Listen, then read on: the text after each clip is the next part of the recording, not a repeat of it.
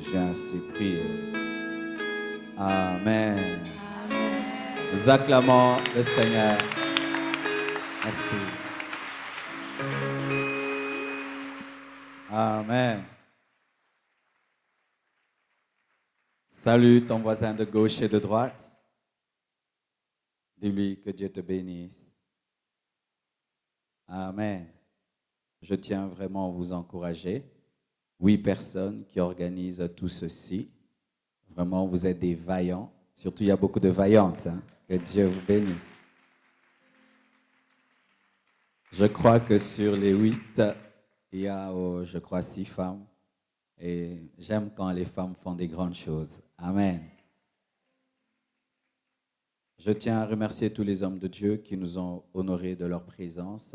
Nous avons eu à parler au téléphone, mais merci pour votre présence. Et surtout, Pasteur Roberto, pour son amour et son humilité. Des pasteurs comme ça devient rare. Merci beaucoup. Que Dieu vous bénisse.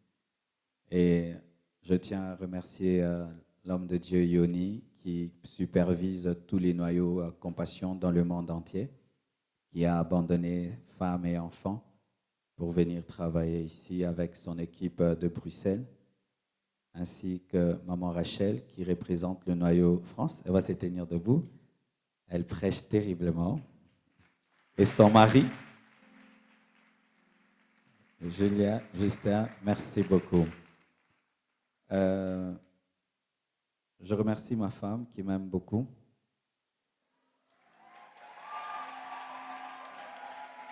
Amen.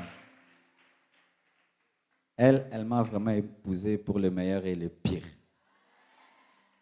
Amen. C'est mon amie et je vous souhaite d'épouser des amis. Amen. Si ta fiancée n'est pas une amie, ne l'épouse pas. Ce serait une mauvaise femme. Amen. Et merci à tout le monde. Amen. À tous. Merci beaucoup. Le thème de mon message aujourd'hui, c'est « Ne va pas en enfer ». Dis ça à ton voisin de droite, à ton voisin de gauche, ton voisin de devant, ton voisin de derrière, surtout ton voisin qui te boude. Amen. Nous sommes debout. Nous allons lire 3 passages de la Bible. Je vais prêcher sans synthé, ça m'adoucit un peu. Merci mon frère. Matthieu 13, versets 40 à 43. Matthieu 13, 40 à 43.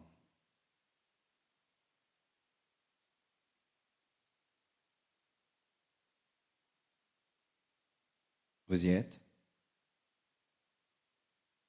La Bible dit, « Or, comme on arrache l'ivrée et qu'on la jette au feu, il en sera de même à la fin du monde. Le Fils de l'homme enverra ses anges qui arracheront de son royaume tous les scandales et ceux qui commettent l'iniquité. Et ils les jetteront dans la fournaise ardente où il y aura des pleurs et des grincements de dents. Alors les justes resplendiront comme le soleil dans le royaume de leur Père. Que celui qui a des oreilles pour entendre, entende. » Amen. Nous lisons également Matthieu 25, 41 à 46. Matthieu 25, 41 à 46.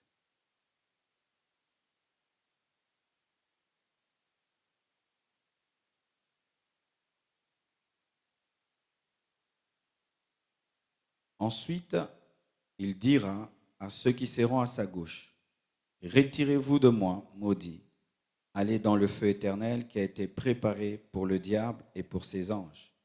Car j'ai eu faim et vous ne m'avez pas donné à manger, et j'ai eu soif et vous ne m'avez pas donné à boire.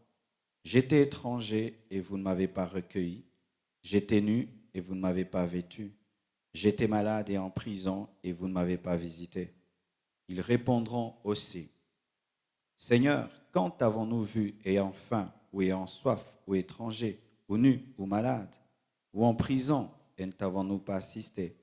Et il leur répondra, je vous le dis en vérité, toutes les fois que vous n'avez pas fait ces choses à l'un de ces plus petits, c'est à moi que vous ne l'avez pas fait. Et ceux-ci iront au châtiment éternel, mais les justes à la vie éternelle. Nous terminons avec Apocalypse 20, 10 à 15.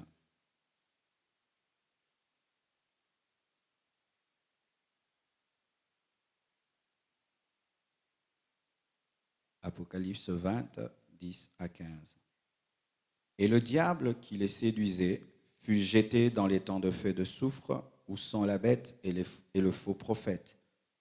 Et ils seront tourmentés jour et nuit au siècle des siècles. Puis je vis un grand trône blanc, et celui qui était assis dessus. La terre et le ciel s'enfuirent devant sa face, et il ne fut plus trouvé de place pour eux. Et je vis les morts, les grands et les petits, qui se tenaient devant le trône. Des livres furent ouverts, et un autre livre fut ouvert, celui qui est le livre de vie. Et les morts furent jugés selon leurs œuvres, d'après ce qui était écrit dans ces livres. La mer rendit les morts qui étaient en elle, la mort et le séjour des morts rendirent les morts qui étaient en eux, et chacun fut jugé selon ses œuvres. Et la mort et le séjour des morts furent jetés dans les temps de feu. C'est la seconde mort, les temps de feu. Quiconque ne fut pas trouvé écrit dans le livre de vie fut jeté dans les temps de feu. Que Dieu bénisse sa parole. Asseyez-vous, s'il vous plaît. Déjà, j'aimerais vous dire que je ne suis pas venu vous apporter un spectacle. Amen. Je ne suis pas venu occuper votre temps libre un vendredi soir. Je ne suis pas venu vous faire plaisir. Je ne suis pas venu vous flatter. Je ne suis pas venu pour que vous ayez des bons moments. Amen. Cela n'est pas mon appel. Cela n'est pas mon but. Je ne suis pas venu vous impressionner ni vous dire des choses terribles. Je suis venu seulement vous annoncer la Bible. Amen. Alors si en venant en ce lieu, jusque-là, tu n'as pas encore l'esprit concentré et tu penses être dans un spectacle, je te prie vraiment de te concentrer et de savoir que tu es venu écouter Dieu te parler au travers d'un simple homme. Amen. C'est pourquoi je demande à chacun de nous d'être concentré. Je ne veux pas des commentaires inutiles pendant que je prêche, du genre prêche-leur, dis-leur. Non. Que chacun de nous écoute la parole de Dieu pour lui-même. Amen. Parce que ce sujet est tellement important, tellement important. Le Seigneur m'a dit de vous le dire et je ne veux dire que ce qu'il m'a dit de vous annoncer. Amen. Bien-aimés frères et sœurs, c'est sûr que tu te poses la question comment un prédicateur peut venir nous parler de l'enfer. Pourquoi il n'a pas choisi un autre thème, la bénédiction, le mariage, la famille? Pourquoi il ne parle pas des miracles, des guérisons? Je crois en tous ces messages de la Bible. Je crois que la Bible parle de bénédiction, parle du mariage, parle du succès. Mais sachez que dans les choses de Dieu, il y a ce qui est prioritaire et ce qui est secondaire. Le plus important pour Dieu n'est pas que tu aies une voiture, que tu aies une maison, que tu te maries. Le plus important pour Dieu, c'est que tu sois sauvé. Le plus important pour Dieu, c'est que tu n'ailles pas en enfer. Et étant prédicateur, je peux te dire tellement de choses, mais si je ne te dis pas l'essentiel, j'ai raté ma mission. Alléluia. Pourquoi ce message? Parce que la plupart d'hommes et de femmes, chrétiens ou païens, sont distraits eu égard à la réalité de l'enfer. Beaucoup de gens sont dans la distraction. Nous vivons comme si nous sommes éternels, alors que la mort nous côtoie tous les jours. Nous avons des grands-parents qui sont décédés, nous avons des amis qui sont décédés, des membres de famille qui sont décédés. Cette année, la plupart d'entre vous sont allés dans des deuils. Mais malgré tous ces deuils qui sont autour de nous, nous vivons comme si nous sommes éternels. Malgré toutes ces personnes que nous avons aimées, ces personnes qui étaient pleines de vie, ces personnes qui avaient aussi des projets, des rêves, qui sont mortes, nous continuons à vivre comme si nous sommes éternels. comme si tout s'arrête en Suisse, comme si tout s'arrête sur cette terre. Et cette distraction est une distraction mortelle. Vous voyez, des fois, quelqu'un peut te parler et tu ne prêtes pas attention, tu es distrait. Mais si tu es en train de conduire ta voiture et tu es distrait, c'est une distraction mortelle, une distraction qui va te tuer. Et beaucoup de gens sont distraits et une distraction mortelle. Ils vivent comme si jamais ils ne mourront. Et vérifie, hier tu avais 12 ans, aujourd'hui tu as 20 ans, demain tu auras 30 ans. Certains ici ont 50, d'autres 60. Et vous ressentez dans vos membres que vous n'avez plus la même force. Lorsque tu te regardes dans un miroir, tu n'as plus la même beauté. Ça prouve quoi? Tu es en train de mourir. Les rides, c'est la mort. Aujourd'hui, moi, j'ai une barbe blanche. Je n'en avais pas. C'est le signe de la mort. Tout ce qui vieillit est la preuve que nous allons mourir. Amen. Tout changement corporel, même la croissance, est un signe de mort, car tout ce qui change est appelé à disparaître. Et Dieu ne disparaît pas parce qu'il est immuable. En lui, il n'y a ni ombre de variation ni de changement. Tout ce qui a une variation, un changement, est appelé à disparaître. Dis à ton voisin, un jour tu disparaîtras, même s'il ne le veut pas, c'est la vérité. Alléluia. Les hommes vivent sur la terre comme s'il n'y a pas de jugement. Ainsi, nous entendons des hommes qui disent « Je fais ce que je veux, c'est ma vie, c'est ma conviction, c'est ma culture, moi je crois ça, moi je crois cela, moi je ne crois pas. » Nous vivons comme s'il n'y aura pas de jugement, comme si nous sommes créés nous-mêmes par un Big Bang. Bien aimé, moi je ne crois pas au Big Bang. Je ne crois pas que l'homme est le produit de l'évolution. Je crois que l'homme est le produit de la création. Parce que l'évolution hasardeuse ne peut engendrer une perfection que tu es. Alléluia. Si tu crois que tu es venu du singe, j'aimerais te dire que tu n'es pas venu du singe. Sinon, les singes allaient connaître encore des évolutions et nous rejoindre. Mais ils ne rejoignent pas parce que tu ne proviens pas d'une évolution, tu proviens de la création. Et si tu es créé, tu seras jugé. Et si tu ne crois pas que Dieu t'a créé, le jour que tu mourras, tu sauras qu'il t'a créé, mais aussi t'a tué. Et il y a des gens qui vivent comme s'il n'y aura pas de jugement. Bien-aimé, pourquoi ce message? Parce que le temps de la grâce aura une fin. Aujourd'hui, tu peux lever ton poing et tu insultes Dieu, tu dis tout ce que tu veux, le feu ne tombe pas sur toi. Certains ici, vous vivez dans l'adultère et vous n'avez même pas le sida. D'autres ici, vous péchez tous les jours, et bien tout va bien pour vous. Et vous pensez que ça va continuer. L'homme vit comme s'il n'y aura pas de jugement. Il vole, il trompe, il vit dans des péchés, dans des abominations et aucun malheur ne lui arrive. Des fois même, tout ce qu'il touche prospère et puis se dit, il n'y a pas de Dieu, il n'y a pas de Dieu, nous vivons comme si il n'y a pas de Dieu, surtout vous qui êtes en Europe. Vous avez tout ce que vous voulez, que tu pries, que tu ne pries pas, tu as tout ce que tu veux, tu manges comme tu veux, tu t'habilles comme tu veux, tu as la voiture que tu veux, tu as la maison que tu veux, tu crois que tu es le Dieu de toi-même, mais vérifie, malgré tout ce que tu as, tu ressens un vide et ce vide révèle que c'est Dieu qui t'a créé et aucun bien matériel ne peut remplir ton cœur, aucun bien de ce monde. Le temps de la grâce prendra fin, bien-aimés, et je vous assure, nous sommes en train d'aller vers le jugement. Regardez ce monde autour de vous. Plus le temps passe, nous sommes pires que Sodome et Gomorrhe. Nous sommes en train d'irriter Dieu par nos péchés, par nos perversions. Nous sommes comme des animaux aujourd'hui. Nous sommes devenus ingénieux au péché. Ingénieux au péché. Des gens qui pêchent maintenant sur WhatsApp, sur Facebook. Des gens qui pêchent sur Internet, au téléphone. Des péchés ingénieux, des nouveaux péchés. Je pense que si Paul revenait en ce temps-ci, il aurait une crise cardiaque.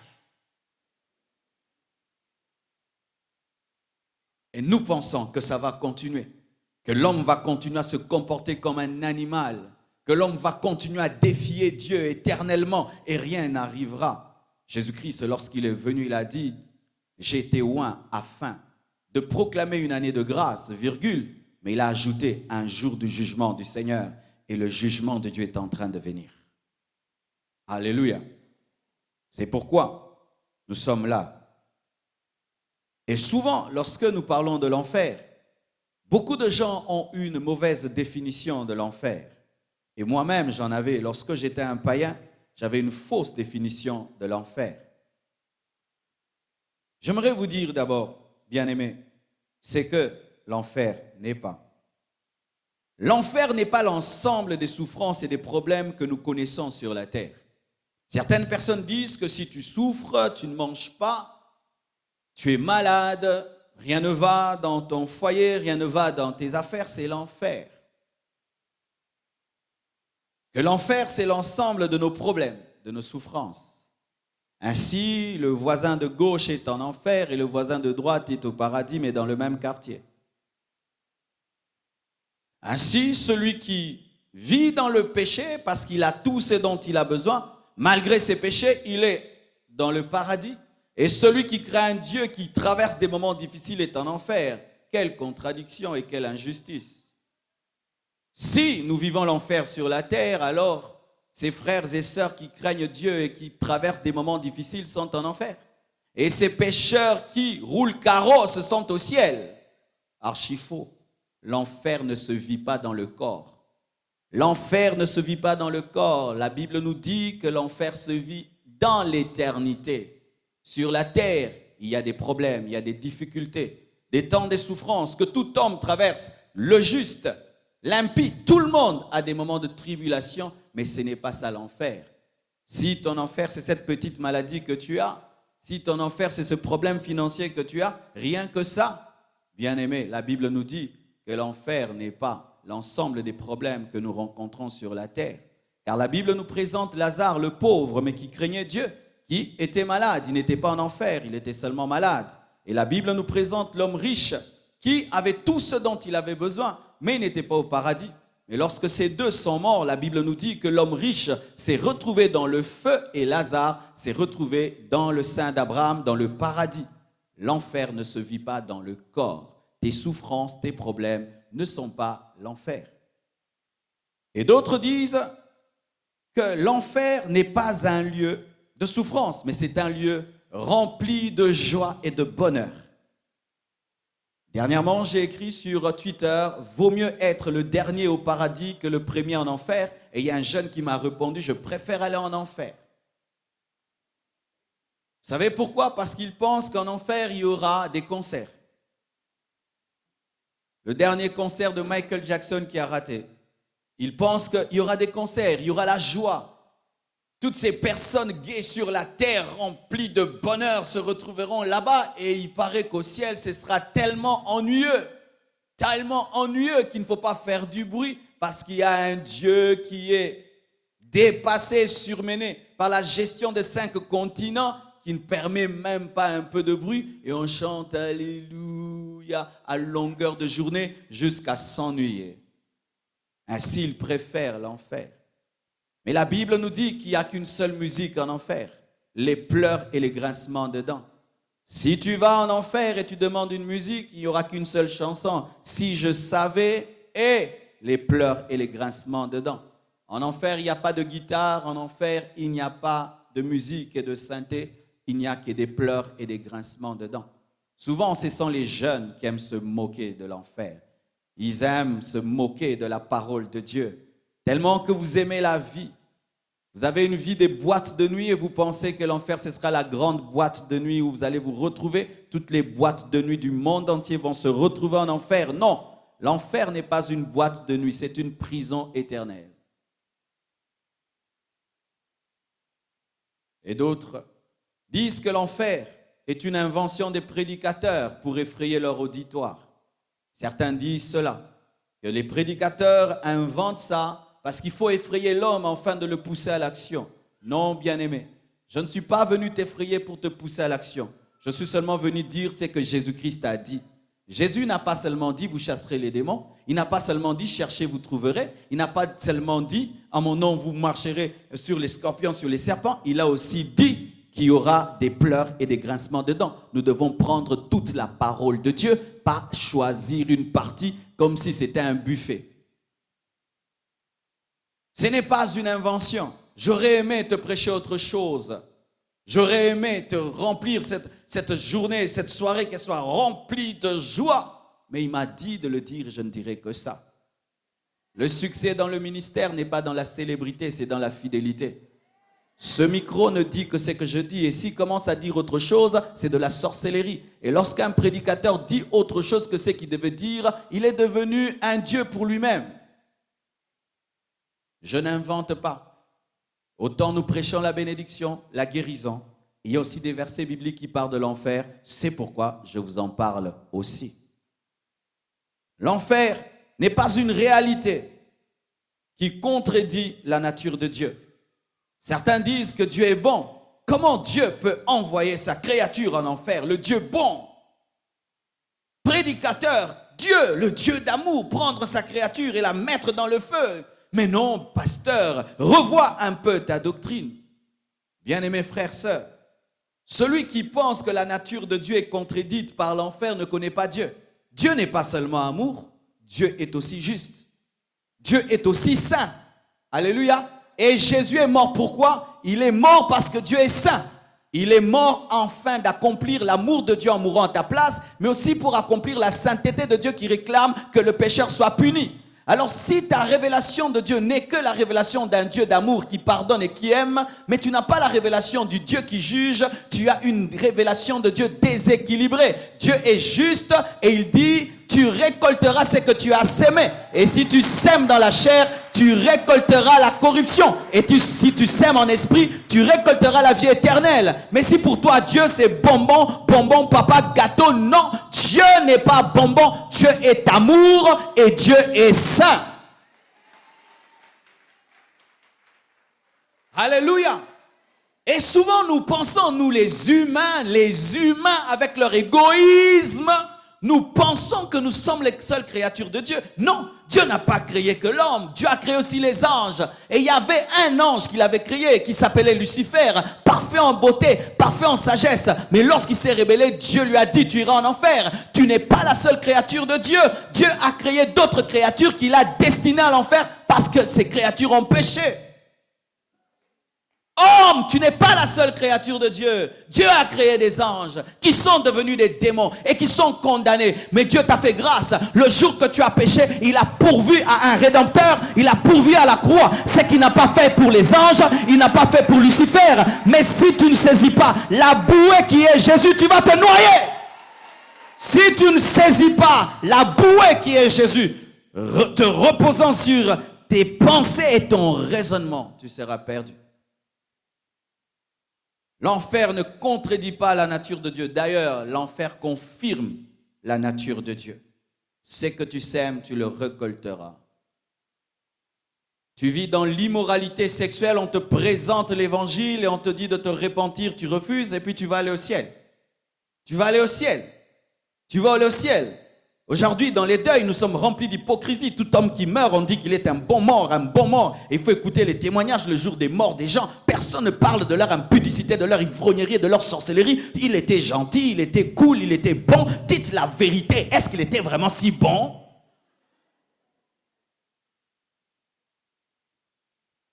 L'enfer ne contredit pas la nature de Dieu. Mais l'enfer confirme cette nature. L'enfer n'est pas un lieu de souffrance limitée dont l'homme finira par s'habituer et s'en sortir. Certains disent que Dieu, dans sa grâce, fera un repêchage, comme à l'université. C'est-à-dire après peut-être 500 ans ou 50 ans, Dieu va se fatiguer de voir sa créature en enfer et puis il va dire, je recommence tout à zéro. La Bible dit au siècle des siècles, une fois que tu es en enfer, tu n'en sors plus. Une fois que tu vas en enfer, tu n'en sors plus. Ce n'est pas une question d'un jour, une question de 2 jours, de 3 jours, ni d'une année, ni de 2 ans, ni de 1000 ans, mais au siècle des siècles. Et je vous dis, c'est sérieux.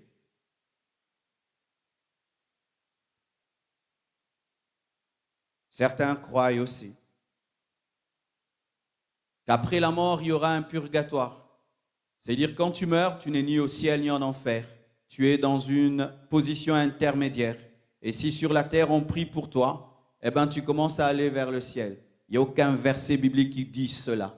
Après la mort vient le jugement. Alléluia, ne vient pas le purgatoire. Si tu attends le purgatoire après la mort, bien aimé, c'est une escroquerie.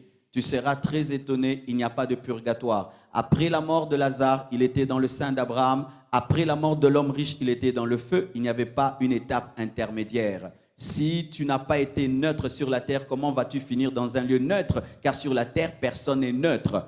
Nous choisissons Jésus ou nous refusons Jésus. Alors pourquoi tu veux la neutralité alors que tu n'as jamais été neutre? Toute ta vie, tu refuses de servir Jésus-Christ, de lui donner ton cœur et puis tu meurs et nous commençons à prier pour toi et puis tu es sauvé à titre posthume. Tu reçois un salut posthume alors que tu as refusé de donner ta force, ton temps et ta vie, mais tu es sauvé dans l'éternité alors que tu n'as jamais servi le Dieu dans le présent. Bien-aimés, tous abandonnons Dieu et que chacun de nous prie pour l'autre lorsqu'il mourra et nous nous retrouvons au ciel. Bien-aimés, ça c'est une fausse doctrine. Après la mort, il y a soit le jugement éternel ou la récompense éternelle. Il n'y a pas de neutralité. J'aimerais bien, mais ce n'est pas ma parole pour que je la change. La Bible nous dit après la mort vient quoi? Le jugement.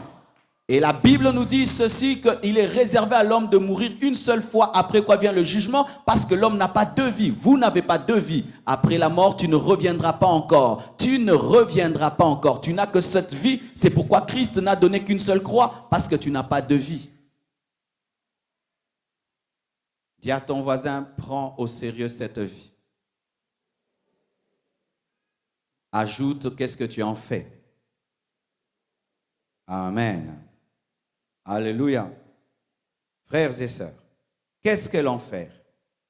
L'enfer est un étang de feu et de soufre, préparé pour le diable. Lorsque Dieu a créé l'enfer, ce n'était pas pour l'homme. L'enfer n'est pas créé pour l'homme. Lorsque Lucifer a péché contre Dieu, Dieu l'a précipité sur la terre et il a fixé un temps pour qu'il aille en enfer. Car sachez, le diable n'est pas en enfer. Amen. Des fois, on nous présente des images avec Satan en enfer en train de souffrir. Le diable a été déchu, mais il n'est pas en enfer. Parce que s'il était en enfer, il n'allait pas posséder les corps, il n'allait pas détruire les vies. Il n'est pas en prison pour l'instant, il est seulement déchu. Amen. Hein? Le diable finira en prison, il finira en enfer, mais il n'est pas encore en enfer. Et lorsque nous disons que Satan est en enfer, il n'est pas en enfer. La Bible nous dit que lorsque Jésus-Christ a rencontré le possédé de Gadara, les démons qui étaient en lui ont dit quoi? Es-tu venu nous perdre avant le temps? Donc ils savent qu'ils iront, mais ce n'est pas le moment de partir. Mais c'est préparé pour lui. Le diable sait et ses démons qu'ils finiront en enfer. Maintenant, qu'est-ce qu'ils font? Nous finirons en enfer, mais il ne faudrait pas que nous puissions y aller nous-mêmes. Il faudrait que nous puissions amener Dieu en enfer. Comme Dieu ne peut aller en enfer et qu'on a tenté même de dévier Jésus-Christ dans la tentation du désert, nous allons amener son image et sa créature avec nous. Ainsi, lorsque la créature, l'image de Dieu qui est l'homme, va souffrir en enfer, ce sera pour nous une manière de nous réjouir que Dieu aussi nous y accompagne. C'est pourquoi Satan veut t'amener. C'est comme si j'ai un ennemi, je le bats, je le tabasse, et maintenant il va chercher mon enfant pour lui faire du mal, et il sait en lui faisant du mal, il me fait aussi du mal. C'est pourquoi le diable t'attaque afin de nuire au cœur de Dieu, parce qu'il sait que tu es le cadet de la création, et on aime beaucoup le cadet. L'homme va en enfer parce qu'il suit le diable qui est destiné à aller en enfer. L'homme finit en enfer lorsqu'il refuse de croire en Jésus-Christ, mais de croire au diable qui est destiné à aller en enfer. Le diable est comme quelqu'un qui est infecté par un microbe, par une maladie, et qui veut la partager. Maintenant, il te connaît, il sait que l'homme aime des bonnes choses parce que l'homme a été créé dans un paradis. L'homme a été créé dans la beauté, dans le paradis. C'est pourquoi il vient avec des belles choses pour t'amener dans le feu. Il sait que s'il vient avec le feu pour t'amener dans le feu, tu n'iras pas dans le feu, mais il vient avec des bonnes choses pour que tu ailles dans le feu. Est-ce que vous comprenez ce que je dis? C'est pourquoi les tentations du diable paraissent belles, paraissent bonnes, paraissent agréables. Une belle femme, un beau garçon parfumé, 2,30 m.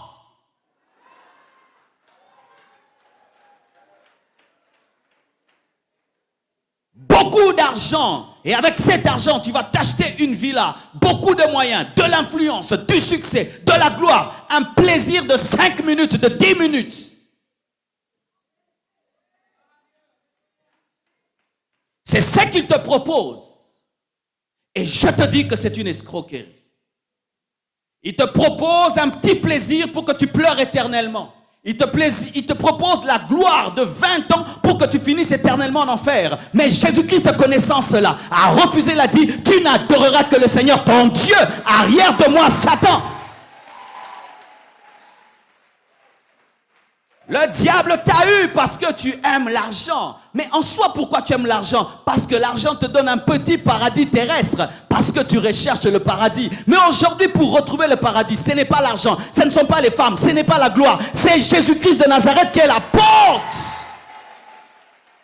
La porte. Pourquoi les gens se droguent? Pourquoi les gens se droguent? Les gens se droguent pour rechercher le paradis. Parce que lorsque tu es drogué, tu planes un tout petit peu. Mais après, tu atterris en catastrophe. Alléluia.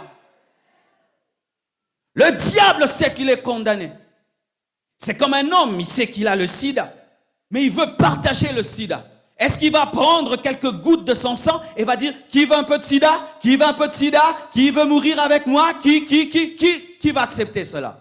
Il vient dire à une femme, je t'aime. Il va dire, je t'aime, tu es jolie. Mais en soi, c'est pour te tuer. Le diable aussi a l'enfer à te communiquer. Mais il ne peut pas te dire, viens en enfer avec moi. Il te dit, je vais faire de toi un grand homme. Je vais te donner de la joie. Je vais te donner du plaisir. Moi, je t'aime plus que Dieu. Moi, je t'aime plus que Dieu. Et tu acceptes et tu es infecté.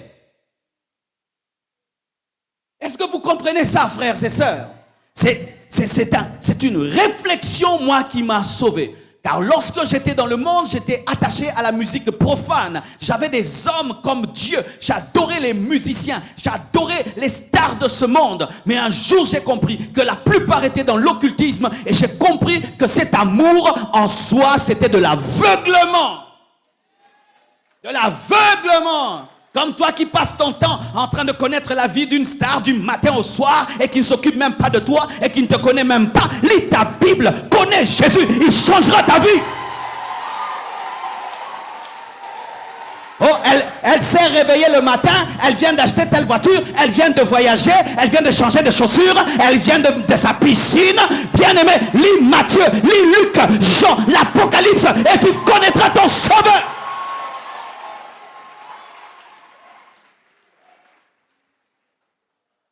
Il sait qu'il est condamné. Les démons le savent. Un jour, un homme poussé par une spiritualité exagérée est entré en retraite pour que le diable se convertisse. Et jamais. Pourquoi le diable est condamné et que lui ne peut être sauvé? C'est parce que lui ne peut se repentir. Mais l'homme a cette grâce, cette capacité. C'est que même quand il est perdu, même quand il est loin de Dieu, même quand il commet les pires péchés, il est capable de revenir à Dieu. Voyez un homme comme Paul, tueur des chrétiens, méchant, mauvais, persécuteur. Mais la lumière de Dieu apparaît sur son chemin et il pose la question, qui es-tu, Seigneur? En soi, il recherchait Dieu, mais il le cherchait mal. C'est pourquoi, bien-aimé, quels que soient tes défauts et tes péchés, tu n'es pas une cause perdue. La preuve, tu es venu. La preuve, tu es venu. Même si tu es venu pour une fille, même si tu es venu seulement voir le pasteur Marcelo, mais au-dedans de toi, il y a une soif, quelque chose qui te dit d'aller. Oui, tu as une cigarette dans la poche ici, et ici peut-être un préservatif, mais quand même tu es venu parce que dedans de toi, tu désires Dieu. C'est pourquoi je m'en fous de tout ce que ta famille dit de toi, de ce que les hommes disent de toi. Moi je sais une chose, aujourd'hui tu vas donner ta vie à Jésus-Christ. Une page nouvelle est en train de se tourner dans ta vie. Tu deviendras un puissant serviteur de Dieu. Tu prêcheras la repentance, tu présenteras Jésus au monde. Quelle que soit la noirceur de tes péchés, Jésus t'aime et il peut te pardonner. Ne va pas en enfer. Ne te laisse pas séduire par le diable. Et imaginez, certains vont en enfer seulement pour une musique, pour des notes. Tu t'imagines, tu vas en enfer pour une musique remplie d'insanité, surtout le rap rempli d'insanité. C'est du truc et du truc et du truc et du truc, du truc et du truc, du truc et du truc, du truc et du truc. Et toi, tu vas aller en enfer pour du truc et du truc.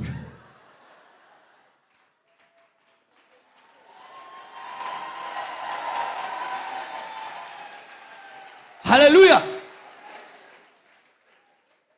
Tu vas aller en enfer pour une femme. Projette-la dans le futur lorsqu'elle aura 80 ans. Est-ce que tu peux mourir pour elle? Tu veux mourir pour un homme? Et qui te dit d'ailleurs qu'il t'aime? Tu veux mourir pour l'argent? Des papiers? Tu veux mourir pour quoi? Pour Genève? Car certains, vos papiers sont faux. Vous êtes tous les jours dans le mensonge. Vous mentez chaque mois, chaque année. Vous irez en enfer parce que vous êtes des menteurs. Vous mentez, vous mentez, vous mentez. Je vous dis que vous mentez. Tu es un menteur. Tu mens, tu mens. Avec des faux papiers, mais tu es chrétien. Des faux papiers. Tous les jours, tu mens. Et déjà, tu as prémédité ton mensonge que tu mentiras bientôt, n'est-ce pas? Que tu vas encore mentir cette année. Les menteurs n'hériteront pas le royaume des cieux. C'est ça le diable. Il sait qu'il est perdu. Mais il dit, je n'irai pas seul. Je vais amener l'homme avec moi. Mais maintenant, imaginez ceci. J'allume un feu pour brûler un serviteur, mais mon fils y est jeté. Dieu, en allumant le feu, l'a allumé pour le diable et ses démons, mais l'homme aussi y va. Vous imaginez? Quelle souffrance! Et certains ici au milieu de vous, vous craignez les sorciers, vous craignez les démons, les puissants des ténèbres. Il suffit même que tu regardes un film d'horreur, tu ne dors pas.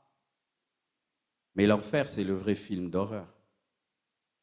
Tu seras parmi les démons, parmi les puissants des ténèbres, parmi les sorciers, en train de brûler. J'aimerais parler maintenant aux personnes qui sont les plus en danger dans cette salle. Vous qui connaissez la vérité, mais qui n'obéissez pas à la vérité. Il y a une nouvelle race des pécheurs en ce temps de la fin. Nous, quand on était des pécheurs, on ne connaissait rien sur Dieu. Mais il y a les nouveaux pécheurs. Ils connaissent la Bible. Ils ont des versets bibliques. Ils suivent des prédications sur YouTube. Ils aiment bien les prédications du pasteur Marcelo, mais ils font le contraire de tout ce qu'on leur enseigne. Et ils supposent que le fait d'aller à l'église et de côtoyer les hommes de Dieu les sauve. Vous qui fréquentez des milieux où on prêche la vérité, vous qui connaissez la vérité, vous qui connaissez les versets bibliques, mais malgré cela, vous ne vous répentez pas, votre jugement sera pire que ceux qui ne connaissent rien du tout. Parce que eux pêchent dans l'ignorance, mais vous, vous connaissez. C'est pourquoi nous, serviteurs de Dieu, faisons très attention. À force de prêcher aux autres la Bible, nous sommes tellement habitués à faire ça que nous pensons que la Bible, c'est pour les fidèles, alors que Dieu va d'abord juger les enseignants de la parole. J'ai peur chaque fois que je dis des choses aux autres parce que je sais que ça me reviendra, parce que la prédication est un boomerang qui te reviendra toujours. Dieu n'a pas de chéri, n'a pas de chouchou, même si tu as l'onction. Vous qui connaissez la parole, pourquoi vous n'obéissez pas à la parole? Pourquoi vous utilisez maintenant la Bible pour contredire la Bible? Dieu te dit, fais ceci. Non, la Bible dit aussi. Dieu te dit, fais ceci. Moi, Dieu me parle face à face, il faut qu'il me parle à l'oreille. Dieu qui te parle à l'oreille pour que tu abandonnes le mari d'autrui? Est-ce que tu as besoin qu'il te parle à l'oreille? Ne sais-tu pas que l'impudicité et l'adultère, c'est un péché? Il faut que Dieu te parle encore à l'oreille. Pour que tu quittes cet homme et qu'il retourne à sa femme, il faudrait que Dieu te parle à l'oreille pour que tu arrêtes de te droguer. Il faut que Dieu te parle à l'oreille pour que tu saches qu'un homme n'épouse pas un homme et une femme n'épouse pas une femme. Il faut que Dieu te parle à l'oreille. As-tu déjà vu un coq qui poursuit un coq ou un lion qui poursuit un lion? Vous connaissez la parole, mais vous péchez avec la connaissance de la parole. Et d'autres, ce sont des gens qui hier ont aimé Dieu. Hier, tu as beaucoup aimé Dieu. Il fut un temps dans ta vie, tu as tellement servi Dieu, mais le diable t'a séduit. Il t'a dit d'ailleurs, tu as trop aimé Dieu. Mais qu'est-ce que tu as eu? C'est pourquoi, mes frères, un petit conseil. Ne servez pas Dieu pour être béni, vous allez l'abandonner. Ne servez pas Dieu pour avoir l'argent, ne servez pas Dieu pour avoir des choses, servez Dieu parce que vous l'aimez. Ainsi qu'il vous bénisse ou pas, vous continuez à l'aimer. Hier, tu as aimé Dieu. Hier, tu t'es consacré. Hier, tu étais un bon frère, une bonne sœur. Mais qu'est-ce qui t'est arrivé? Tu as commencé à récupérer tous tes anciens péchés. Tu les avais abandonnés en gros. Maintenant, tu les récupères en détail.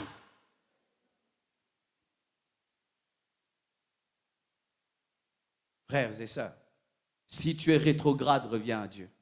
Cesse de faire semblant. Parce que souvent, les rétrogrades sont comme des poissons qui sont morts dans l'aquarium. Tu sais, quand un poisson est mort dans l'aquarium, tu penses que c'est un poisson vivant. Et les gens qui sont des rétrogrades, c'est-à-dire qu'ils abandonnent Dieu dans l'église, mais on continue à les traiter comme des bons frères, mais eux-mêmes savent que dans le secret, ils ont fini d'être des frères. Il abandonne Dieu, mais il s'appelle toujours frère Élisée. Il abandonne Dieu, il s'appelle toujours frère char de feu. Il abandonne Dieu, mais continue toujours à porter des noms de foi, guerrier de l'éternel, intercesseur, protocolaire, choriste. Tu deviens vidé, le diable te vide et il te laisse la forme de la religion. Continue à aller à l'église, continue à donner tes offrandes et tes dîmes. Les dîmes et les offrandes ne sauvent pas. Les dîmes et les offrandes ne sauvent pas. Avoir des responsabilités ne sauve pas, mais il te laisse faire des choses pour Dieu, mais sans que tu te donnes toi-même à Dieu. Donner un 100 francs ici, c'est facile, mais donner son cœur, ça, c'est difficile. Ainsi, nous préférons des fois donner beaucoup d'offrandes sans donner nos cœurs. Dieu ne t'a pas demandé de donner d'abord un 100 francs, donne ton cœur. Et donner son cœur, c'est se repentir de ses péchés et obéir à la parole de Dieu. Ce n'est pas avoir des émotions quand on prêche, mais c'est de pratiquer la parole. Satan, c'est le plus grand escroc du monde. Il te vend l'enfer en te disant qu'il t'aime. Vous voyez ce qu'il a fait à Ève? Dieu ne vous aime pas, moi je vous aime. Si tu manges, les yeux vont s'ouvrir. C'est ce qu'il vient toujours te dire, qu'il t'aime plus que Dieu. Tu vois, la vie chrétienne, elle est trop coincée. Mais si tu viens vers moi, tu auras la joie. Est-ce que tu as la joie? Est-ce que tu as la paix? Ton cœur est vide, tu peux tout y mettre. Ton cœur ne sera jamais comblé. Alléluia. L'enfer, c'est un lieu préparé pour le diable, loin de la grâce de Dieu. En enfer, les gens diront si je savais. Parce que là, Dieu ne pardonne plus. Il te tourne le dos. Tu peux pleurer, tu peux prier, tu peux gémir. Il te tourne le dos. Beaucoup de gens aujourd'hui qui ont des expériences spirituelles, Dieu leur a permis de voir certaines choses qui se passeront dans l'éternité. La plupart des gens qui sont en enfer regrettent et disent « si j'avais entendu, si je savais, si j'avais pris une décision, si je m'étais converti, pourquoi je n'ai pas pris la décision ?» Et les gens pleurent, ils disent « Seigneur, pardonne-moi, accorde-moi une seconde chance, accorde-moi de revenir sur la terre, et là je vais te servir. » Mais c'est trop tard. Lorsque l'homme riche s'est retrouvé dans le feu, j'aime sa sincérité. Il n'a jamais parlé de son retour dans ce monde, mais il parle toujours du salut de ses frères qui sont vivants, parce qu'il savait que pour lui, les carottes étaient cuites. Une fois que tu es en enfer, Dieu qui pardonne ne te pardonne plus. La Bible dit, si nous confessons nos péchés, il est juste et fidèle pour nous pardonner. Cette parole-là ne s'accomplira plus. Dieu ne te pardonne plus parce qu'il t'a donné le temps. J'entends quelqu'un qui me dit, un si grand jugement pour une si petite vie. J'entends quelqu'un qui vient de dire ça. Comment une telle souffrance pour une si petite vie? Une telle souffrance parce que tu as raté le plus grand cadeau, Jésus qui t'a été donné gratuitement. Jésus est venu sur cette terre. Dieu fait chair est venu sur la terre. Il est mort pour toi. Il te demande de rien donner, de ne rien payer, de croire seulement en lui et de vivre selon sa parole. Toi, tu refuses un si grand cadeau. Et ce qui t'arrive est fonction du cadeau qu'on t'a donné. Est-ce que vous comprenez cette logique-là? Parce que des fois, nous disons, mais comment Dieu peut me perdre alors que je n'ai fait que ça? Non, tu n'as pas fait que ça. Tu as rejeté le plus grand don sur terre, Jésus-Christ de Nazareth. Pour toi, c'est comme s'il est mort pour rien. J'aimerais terminer en vous donnant les preuves de l'existence de l'enfer. Qui veut avoir les preuves? Je vais te donner les preuves que l'enfer existe. Amen. Je n'ai pas un film ni une photo, mais je vais te prouver que l'enfer existe. Voici la première preuve. Ta nature. Tu es ma preuve. Pourquoi je dis que tu es ma preuve? Parce que la Bible dit que la nature ne vous enseigne-t-elle pas? C'est-à-dire que Dieu nous enseigne par la nature. Voici, chère maman, n'est-ce pas que des fois, vous mettez vos enfants dans un coin lorsqu'ils se comportent mal? La nature de l'homme est un enseignement qui prouve l'enfer. N'est-ce pas qu'ici en Suisse, il y a des prisons, n'est-ce pas? L'homme, avec son imperfection et sa petite justice, a fait des prisons. Pour y mettre qui? Des voleurs. Pour y mettre qui? Des meurtriers. L'homme, avec son imperfection, a créé des prisons pour un homme. Et il dit à un homme, toi tu vas faire 10 ans, 20 ans. Des fois il dit, tu mourras en prison, à perpétuité. L'homme dit à l'homme, tu finis en prison. Pourquoi? Parce qu'il veut débarrasser la terre, la ville des hommes mauvais. Et comme dans la nouvelle Jérusalem céleste, l'homme mauvais ne peut y entrer. Dieu doit créer une prison. Vos prisons ici sont la preuve que l'enfer existe. Chaque fois que tu dis que l'enfer n'existe pas, je te présente vos prisons. Tu es un homme imparfait. Pourquoi tu crées des prisons? Tu es créé à l'image de Dieu. Et c'est la nature divine en toi qui te dit qu'il faudrait aussi punir celui qui se comporte mal. Parce que la nature divine réclame aussi la justice. Vos prisons sont la preuve qu'il y a une plus grande prison. Vos prisons sont ma preuve. Voici. On reconnaît l'habitude d'un homme par ce qu'il fait. Ainsi, celui qui a déjà suivi plusieurs de mes prédications n'est pas étonné sur ma manière de parler, n'est-ce pas? Mais celui qui m'écoute pour la première fois dit, ça c'est quel genre de prédicateur qui vient nous déranger? Nazala Bongo. En français, c'est dire, je suis comme ça. D'accord, l'interprétation est donnée. Alors vous savez déjà, Marcelo, il parle comme ça, il dit toujours ceci. Rien d'étonnant, c'est ainsi qu'il fonctionne. Alors je vais aussi vous parler des habitudes de Dieu. Les habitudes de Dieu me révèlent ce qu'il fera à la fin. Car ceux qui connaissent mes habitudes, ils savent ce que je vais faire à la fin, n'est-ce pas? Ils savent que je ne peux pas quitter cette chair sans dire à un pécheur de venir donner sa vie à Jésus, n'est-ce pas? N'est-ce pas que vous le savez déjà? Est-ce que vous êtes des prophètes? Non, mais vous savez. Aussi, Dieu, quand j'étudie Dieu, n'est-ce pas qu'il a déjà envoyé le déluge? Vrai ou faux? Il a envoyé le déluge et il a détruit toute la terre, même les animaux, pour garder une seule famille qui est la préfiguration de l'enlèvement de l'église, parce que Noé dans l'arche, c'est l'église qui est enlevée pour échapper à l'enfer. Lorsque je vois le déluge, lorsque je vois les jugements de Dieu dans l'Ancien Testament, pour moi c'est la preuve que l'enfer existe, parce que c'est un fonctionnement de Dieu depuis l'Ancienne Alliance. Quand je vois Sodome et Gomorrhe, le feu de Dieu qui tombe sur toute une ville et qui détruit tout le monde sauf Lot et sa famille, encore la préfiguration du salut par la foi, le salut par la grâce. Lorsque je vois la mer Rouge qui s'ouvre et toute l'Égypte, plutôt toute l'armée des pharaons qui est anéantie, je vois encore que Dieu n'est pas seulement amour, il est aussi juste.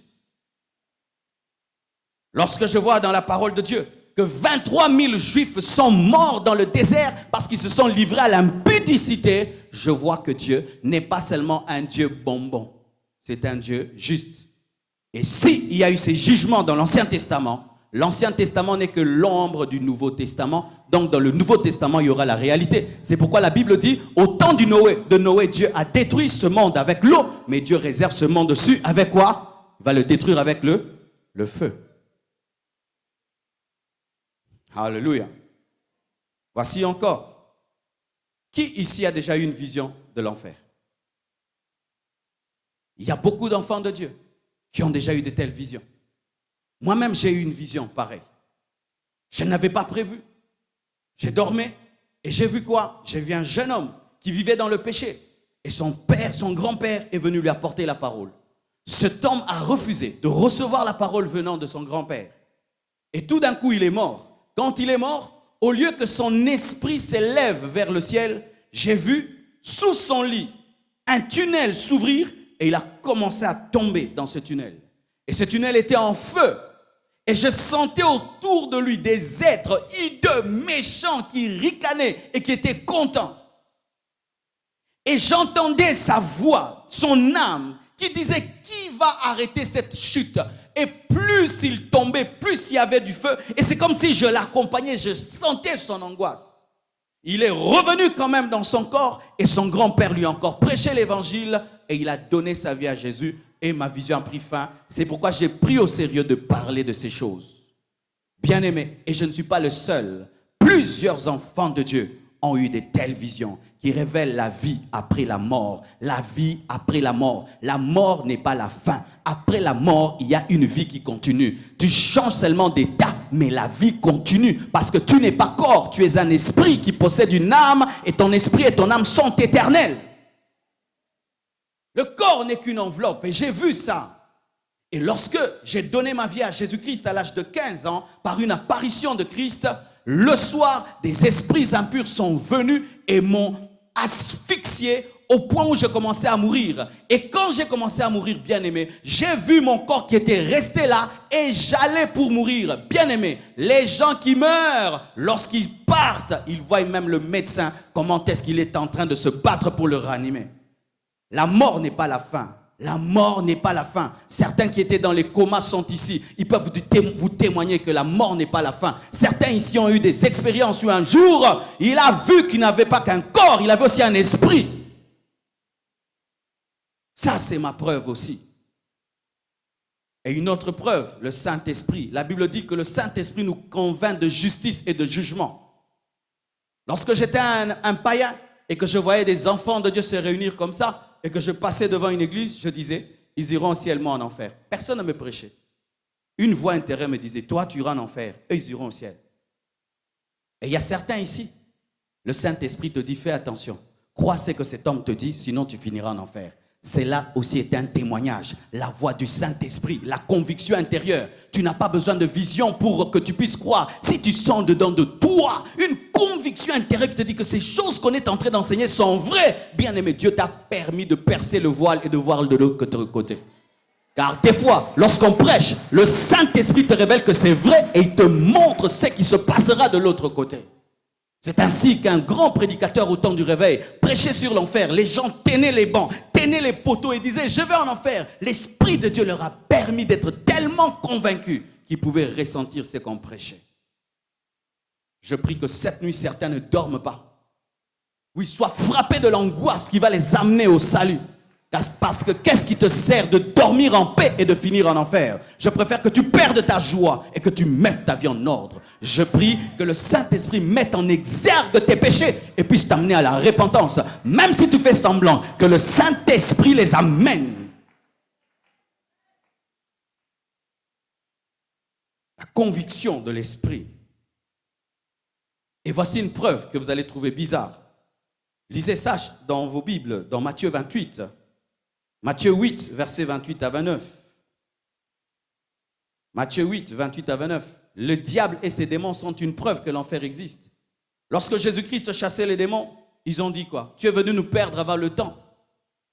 Ne nous tourmente pas avant le temps. Donc le diable sait que l'enfer existe. Les démons savent que l'enfer existe. C'est ma preuve. Matthieu 8, versets 28 à 29. Les démons sont la preuve que l'enfer existe. Et voici une autre preuve que beaucoup de chrétiens ne prennent plus au sérieux, et beaucoup de gens, la parole de Dieu clairement, écrite.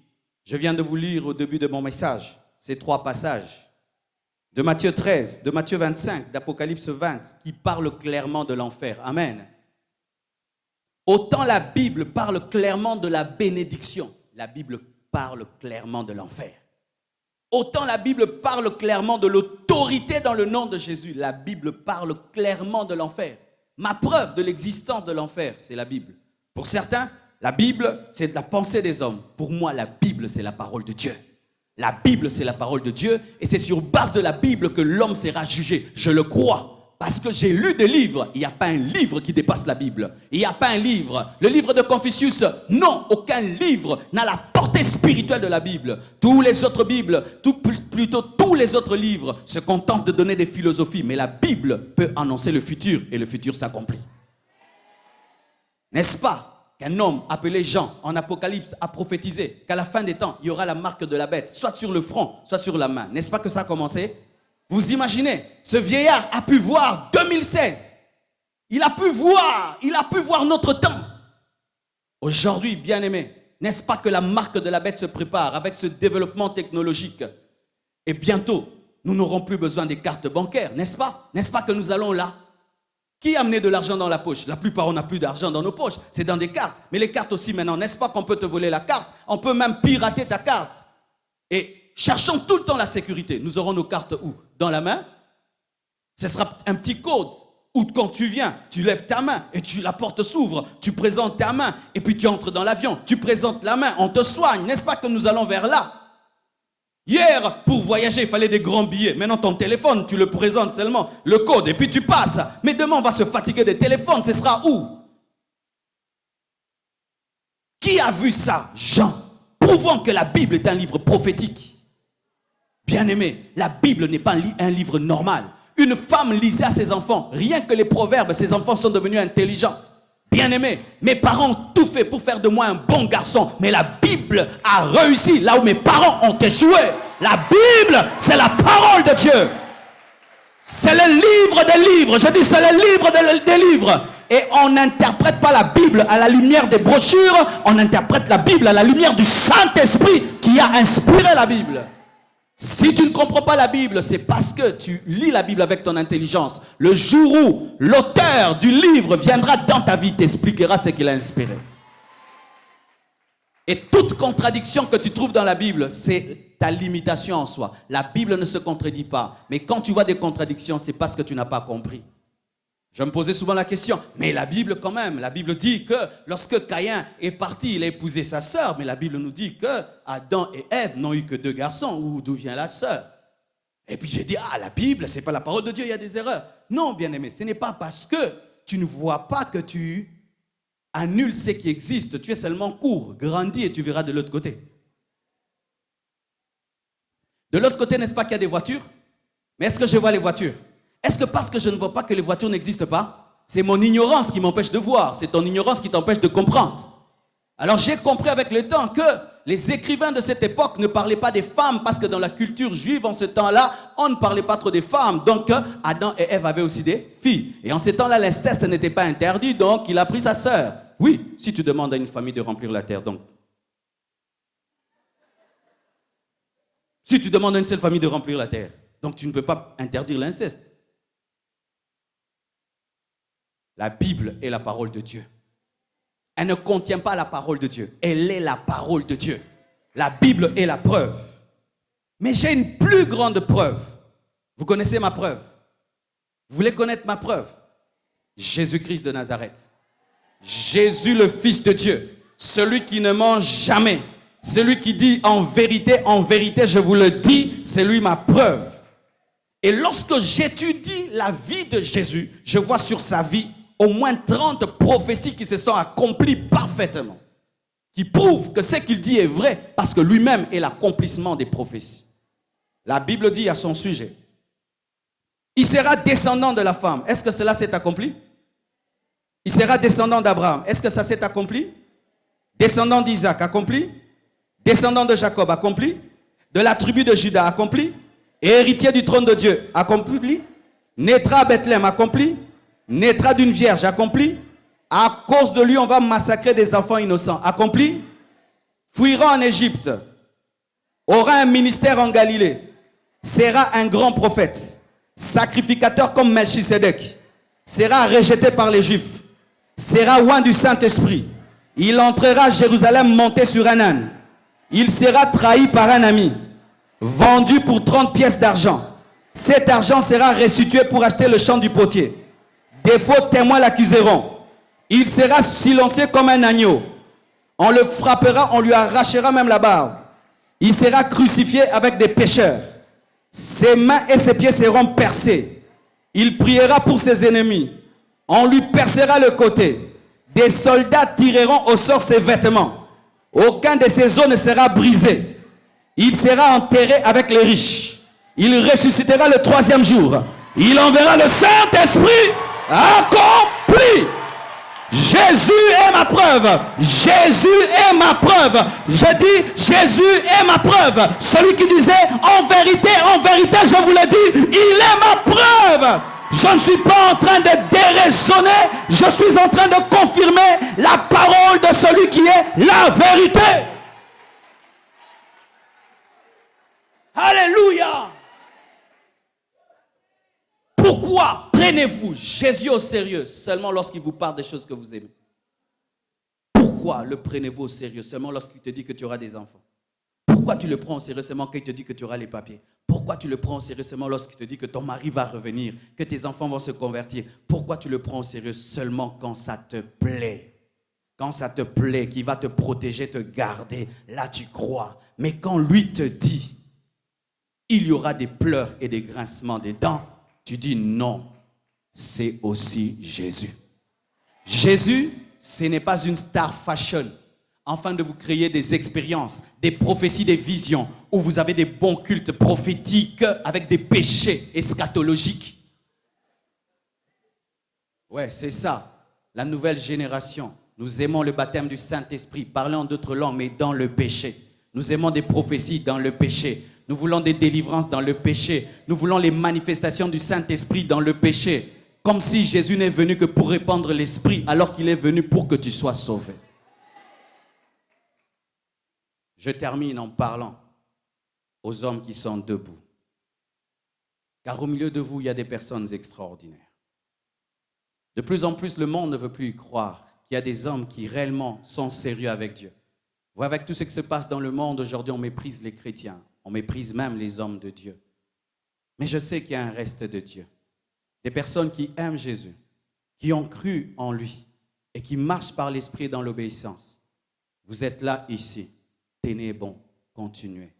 Il revient bientôt pour vous. Battez-vous.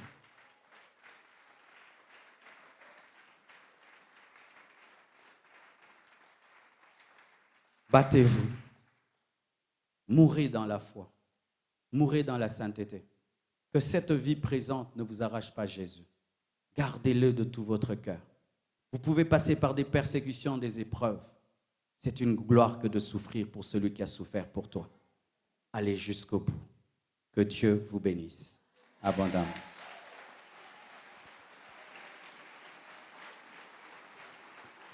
Alléluia.